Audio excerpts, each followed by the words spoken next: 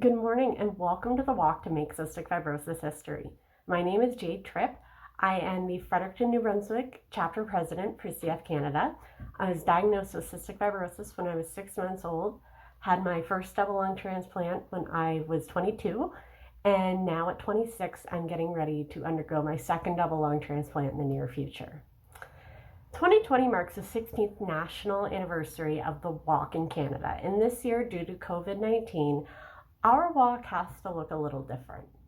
While we're disappointed we couldn't all be together at the different walks today, we are grateful to have so many of you join us online and hope that you and your families have remained safe and healthy. Throughout May, there have been thousands of Canadians who have been walking and participating in other challenges in support of cystic fibrosis in over 65 locations across Canada. Even during such uncertain times, our community has come together to raise critical funds for CF Canada. It even brought together walkers from all 12 walk locations in Atlantic Canada to celebrate together, and I'm glad you could all join us today. Thank you. Please join me in welcoming our newest walk coordinator, Vicki Conrad from Truro, Nova Scotia. Thank you. Unfortunately, we lost another CF warrior this February. Chantal was a bright light in our community, and I reached out as I wanted to establish a walk in her hometown of Truro to continue her fight against cystic fibrosis. Words cannot express the tremendous grief the CF community feels when we lose another warrior. Please join me in a moment of silence for Chantal Lindsay and all our CF warriors who have passed too soon.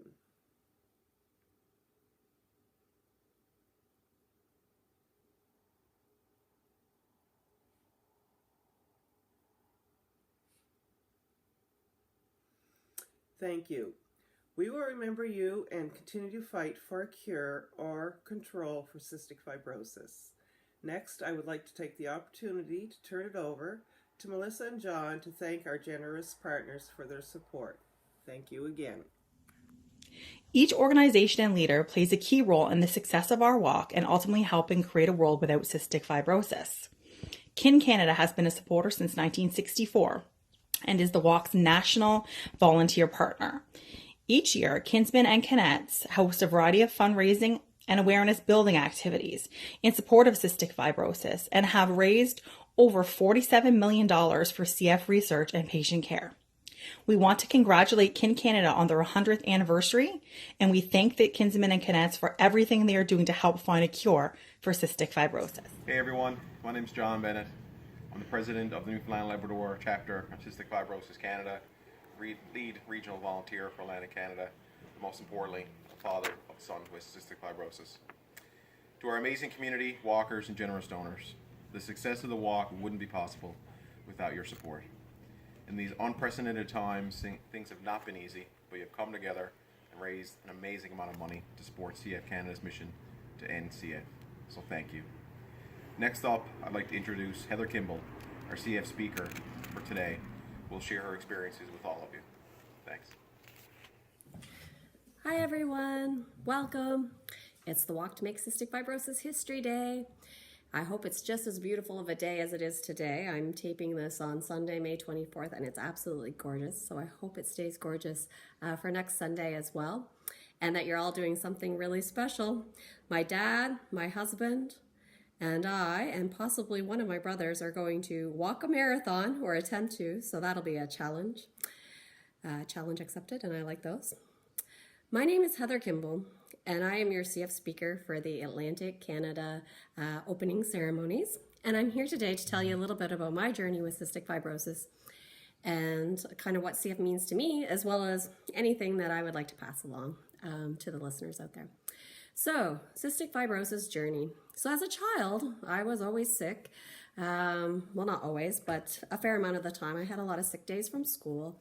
I had a cough, and I usually had colds and whatnot.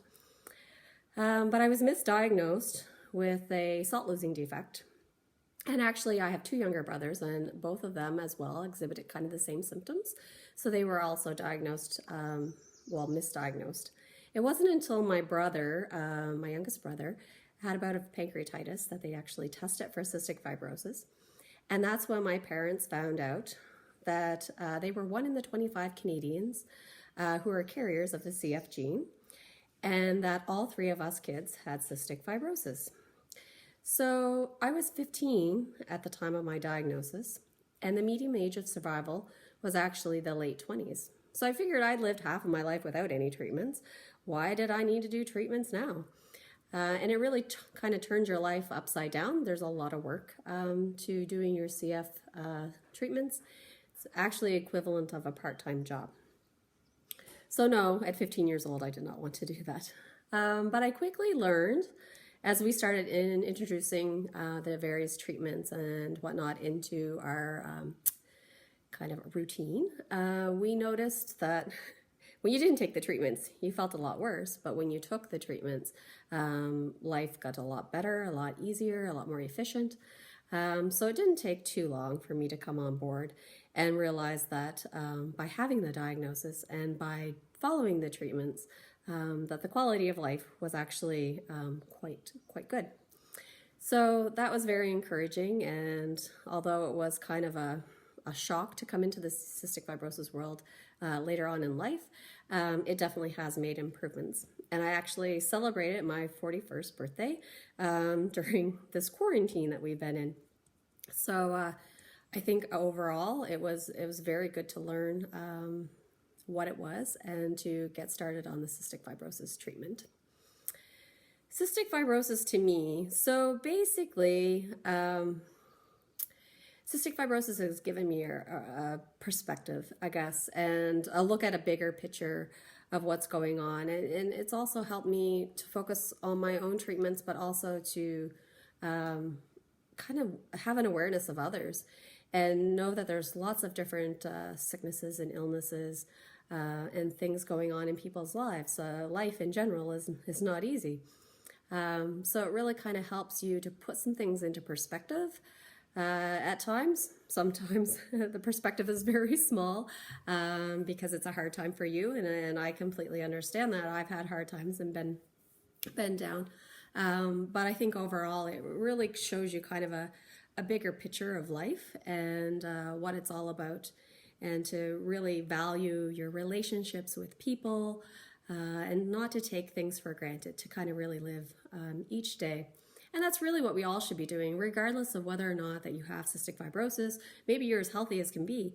We're not guaranteed a tomorrow, and it's very important that you live your life to the fullest and that you really value those relationships that are out there and stay focused on those and make sure that the people around you, that you have a good support system and that the people are taken care of around you. So with that, I'm sending all my love out there today.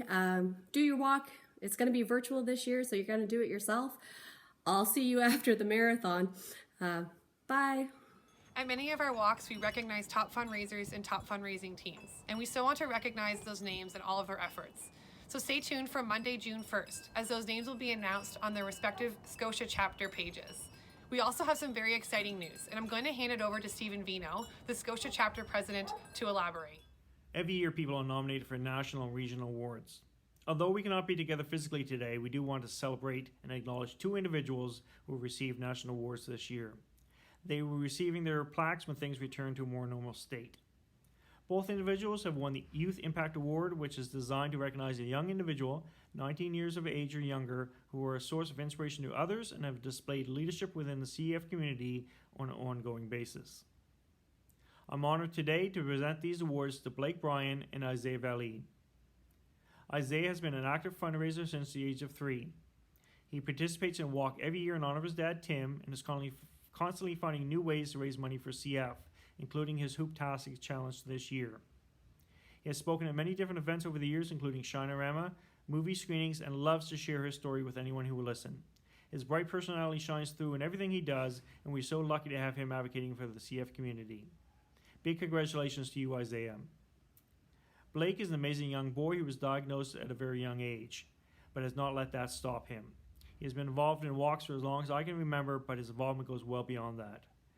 Blake has been part of the national ad campaigns for CF Canada. He has sold many raffle tickets and built a community of support around the disease and hope for a cure.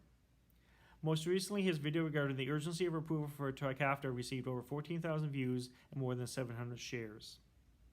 So it is very clear he is constantly inspiring others with his bravery and courage facing his disease at such a young age. Thank you, Blake, for showing everyone anything is possible. So congratulations both to Blake and Isaiah.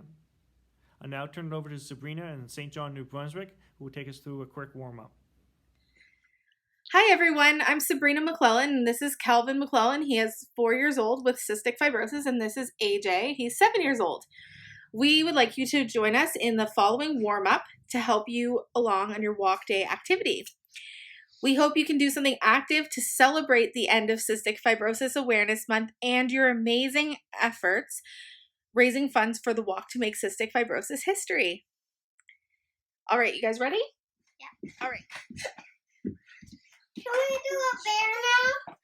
Reach way up and touch your toes and do some spinning and stretch your legs and then a big jump.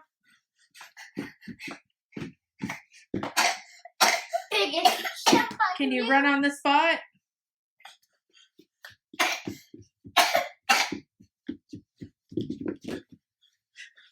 Okay, and how about a couple push-ups?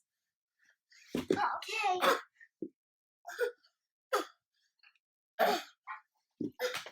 All right. Okay, thank you. So now over to PEI for information on national closing ceremonies. Carol Carmichael, and I'm Debbie Goche, Carol's friend, and we're here to speak a little bit about cystic fibrosis. And we have our little cystic fibrosis girl here today, Josie Carmichael.